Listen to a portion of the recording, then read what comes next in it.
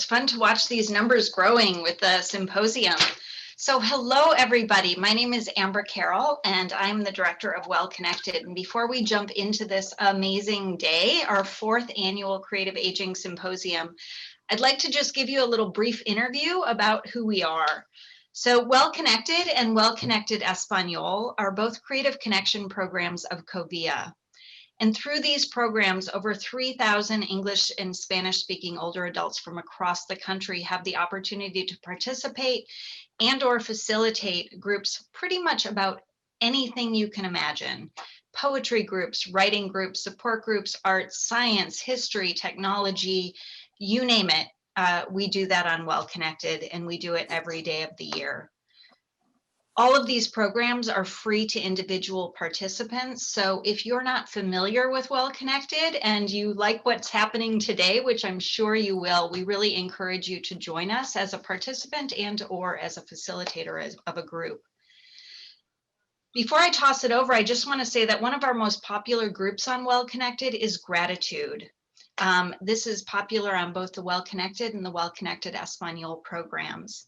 And with that, I'd like to express profound gratitude today for all of you who showed up, for our inspired speakers, our very generous sponsors, and to the incredible team who made this event happen.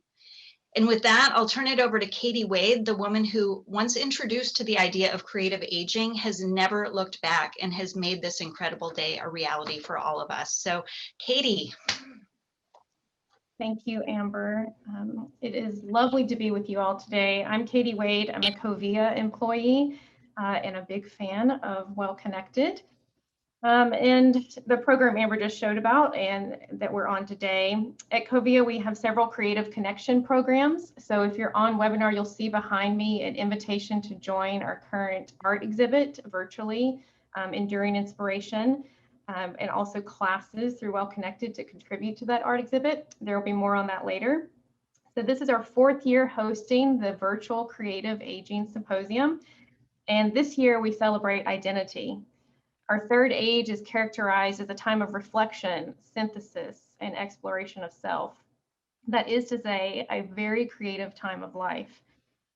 Through creative demos today and inspiring voices, we hope you discover new insights into the distinct gifts that you bring to the world.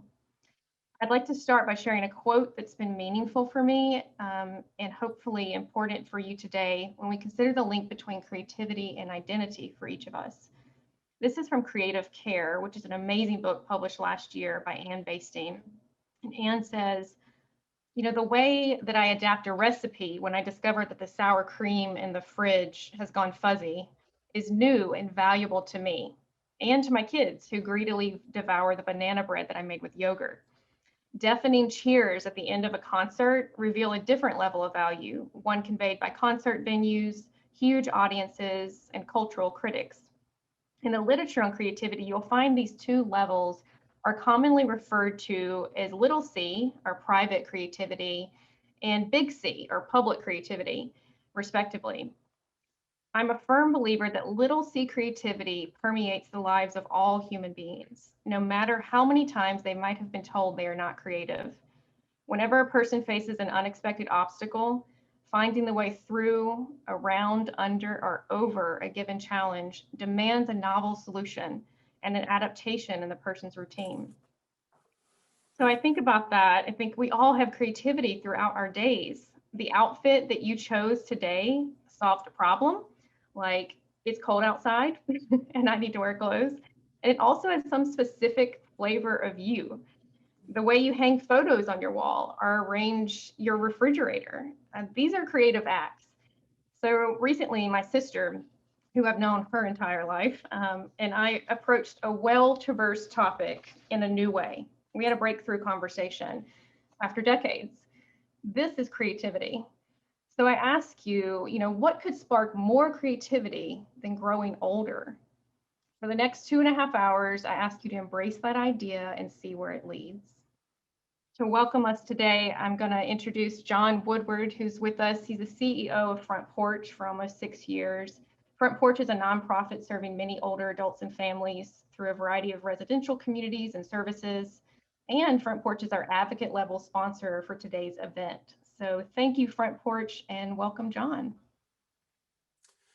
Thank you, Katie. Thank you, Amber. It is an honor to be here. I'm a big fan of Well Connected, and especially a fan of all the participants. You have my deepest respect. I have a few comments this morning on this theme. As we gather as individuals and communities and homes across the country to celebrate how older age primes us for creative growth and provides opportunity for reflection, including exploration of self.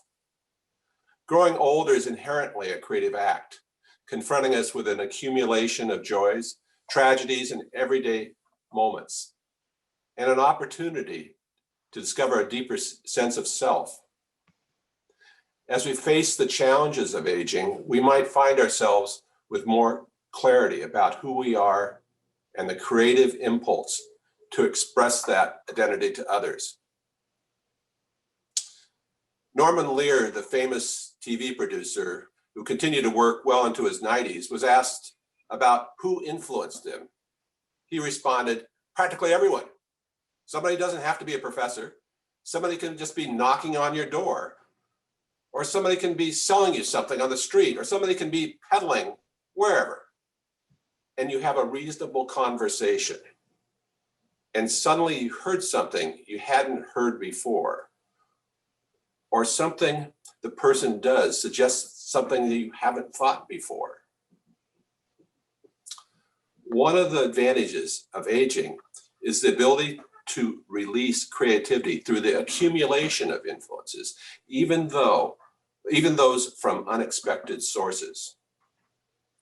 I'd also like to sponsor the sponsors supporting the symposium and the message of creative aging. In addition to Front Porch, sponsors include at the creator and dreamer level, Curry Senior Center, Community Living Campaign, Living Live, an affiliate of the Change Companies, and On Lock. As Katie mentioned, I'm from Front Porch. Front Porch and Covia plan to affiliate to become one organization with a shared mission of supporting people as they age wherever they are. I'm thrilled to participate in today's Creative Aging Symposium and look forward to seeing what we can do together in the future. I turn it back to you, Katie. Thank you, John. Thanks for being with us today. All righty, well, let's get started. We'll do a little housekeeping here before I jump into it. So we're going to have 3 speakers and 2 creative demos today, and quick break in the middle. We'll have Q&A with each speaker, so there's going to be opportunity to submit your questions. If you're joining us through webinar, there's a Q&A button at the bottom of the screen that you can click and submit questions for each speaker.